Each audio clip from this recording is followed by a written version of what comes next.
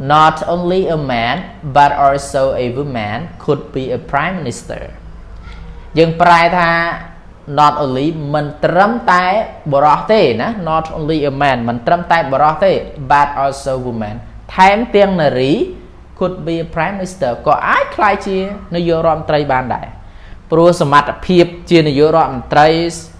សមត្ថភាពដែលដឹកនាំនៅអង្គភាពដឹកនាំនៅប្រទេសជាតិគឺអត់មែនតែបុរសមានសមត្ថភាពទេស្ត្រីក៏គាត់មានសមត្ថភាពស្ត្រីខ្លាំងជាងបុរសក៏មានដែរណាបងប្អូនបាទសួស្តីបងប្អូនប្រិមិត្តអ្នករៀនភាសាអង់គ្លេសបាទក្នុងថ្ងៃនេះខ្ញុំយកកលឹះវេយ្យាករណ៍ដែលយើងប្រើពាក្យ not only but also ណា not only but also យើងប្រែថាមិនត្រឹមតែថែមទាំងណា not only but also មិនត្រឹមតែថែមទាំងនេះជាប្រភេទនៃវេយ្យាករណ៍ដែលបងប្អូនគួរតែចេះ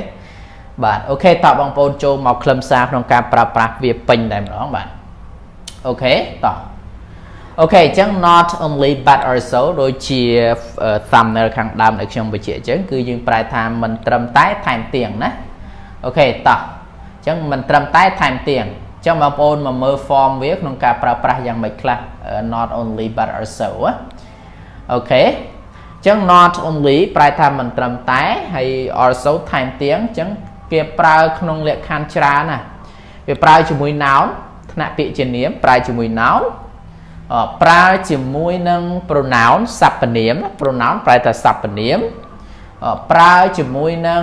adjective គឺគុណនាមប្រើជាមួយនឹង adverb គឺគុណកិរិយាហើយវាប្រើជាមួយនឹង verb ជាមួយនឹងកិរិយាសព្ទប្រើជាមួយនឹង phrase ជាមួយនឹង clear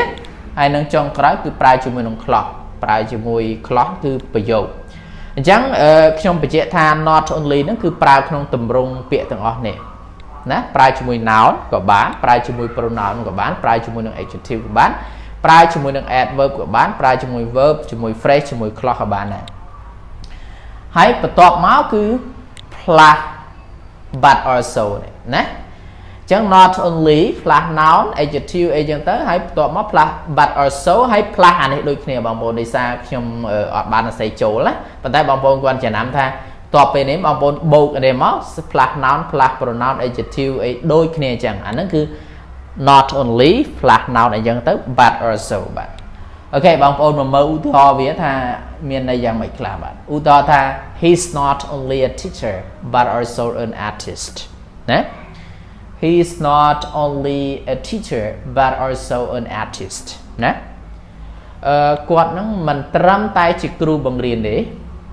ថែមទាំងជា an artist ជាសិល្បៈទៀតជាសិល្បករទៀត artist ណាអូខេអញ្ចឹង not only យើងប្រែថាមិនត្រឹមតែ but also ថែមទាំងគាត់នឹងមិនត្រឹមតែជាគ្រូបង្រៀនទេថែមទាំងជាសិល្បៈទៀតបាទមួយទៀត not only a man but also a woman could be a prime minister ណា not only a man but also a woman could be a prime minister យើងប្រែថា not only មិនត្រឹមតែបុរសទេណា not only a man មិនត្រឹមតែបុរសទេ but also woman ថែមទាំងនារី could be a prime minister ក៏អាចក្លាយជានាយករដ្ឋមន្ត្រីបានដែរព្រោះសមត្ថភាពជានាយករដ្ឋមន្ត្រីសមត្ថភាពដែលដឹកនាំនៅអង្គភាពដឹកនាំនៅប្រទេសជាតិគឺអត់មែនតែបុរសមានសមត្ថភាពទេស្ត្រីក៏គាត់មានសមត្ថភាពស្ត្រីខ្លាំងជាងបុរសក៏មានដែរណាបងប្អូនបាទបើយើងប្រៀបធៀបនឹងកម្លាំងប្រាជ្ញាមិនមែនប្រៀបធៀបកម្លាំងកាយបើកម្លាំងកាយគឺថា 99% បុរសគាត់មានអំណោយផលពីធម្មជាតិហ្នឹងបង្កើតធម្មជាតិបង្កើតឲ្យបុរសហ្នឹងមានកម្លាំងពលៀងហ្នឹងខ្លាំងជាងស្ត្រីចឹងឯងជាធម្មជាតិ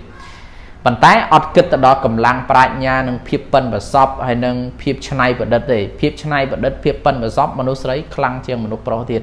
ពេលខ្លះដូចសម័យប្របាទជ័យវរ្ម័នទី7ព្រះនាងឥន្ទ្រទេវីដែលប្របាទជ័យវរ្ម័នទី7អាចដឹកនាំទៅរលូនអាចសម្រេចកិច្ចការងារក៏ដោយសារព្រះនាងឥន្ទ្រទេវីនៅពីក្រៅខ្នងដែរអញ្ចឹងចង់បញ្ជាក់ថា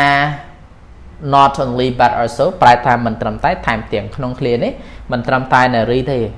មិនត្រឹមតែបុរសទេស្ត្រីក៏អាចក្លាយទៅជានាយករដ្ឋមន្ត្រីបានដែរបាទ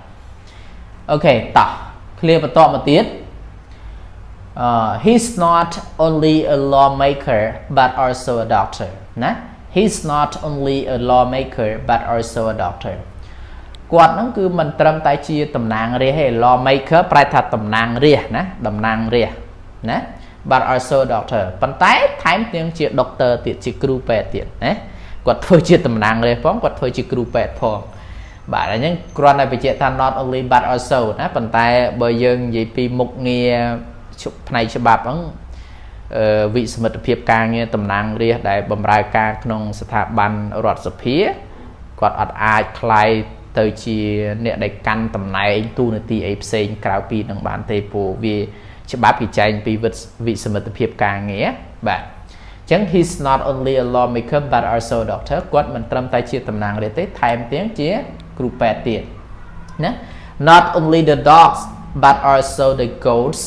got eaten by the tigers ណាមិនត្រឹមតែសត្វសំណក់ទេថែមទាំងសត្វកោតណាសត្វកោតប្រភេទសត្វលាបងប្អូន goat សត្វលា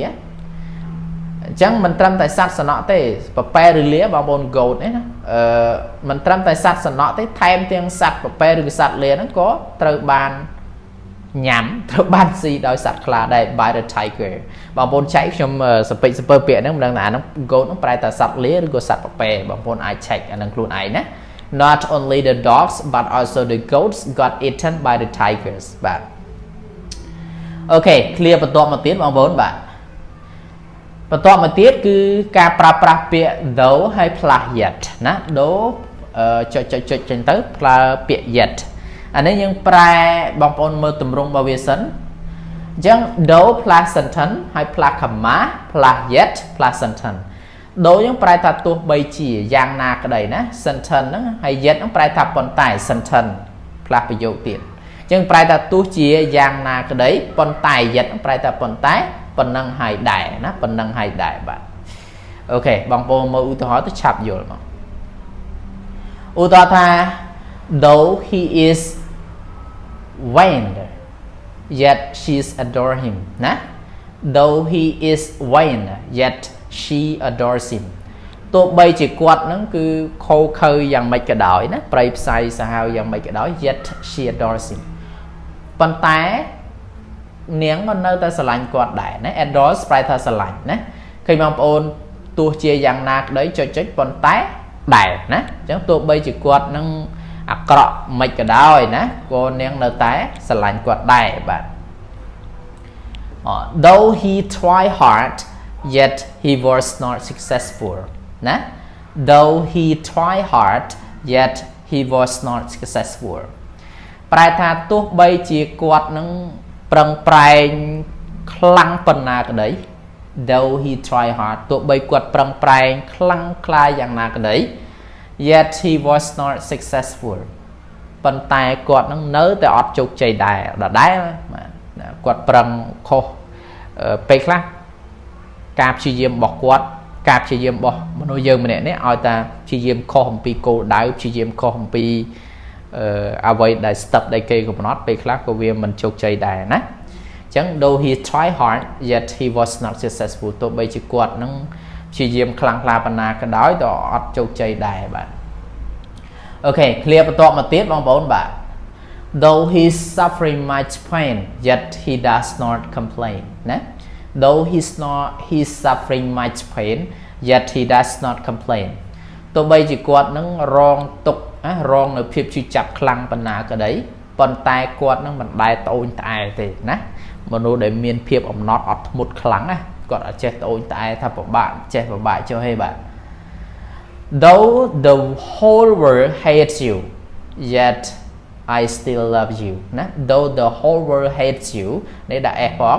yet I still love you ទោះបីជាពិភពលោកទាំងមូលស្អប់អ្នកយ៉ាងណាក្តីណាទោះបីពិភពលោកនឹងស្អប់អ្នកយ៉ាងណាក្តី yet I still love you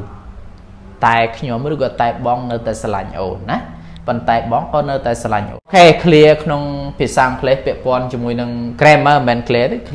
grammar ក្នុងភាសាអង់គ្លេស not only but also មានប្រមាណប៉ុណ្ណឹងហើយសង្ឃឹមថាបងប្អូន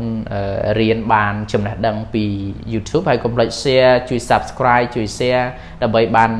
មេរៀនទៅកាន់អ្នកផ្សេងបានសិក្សាដែរបាទអូខេបាយបាយជួបគ្នានៅវីដេអូក្រោយទៀតបាយបាយ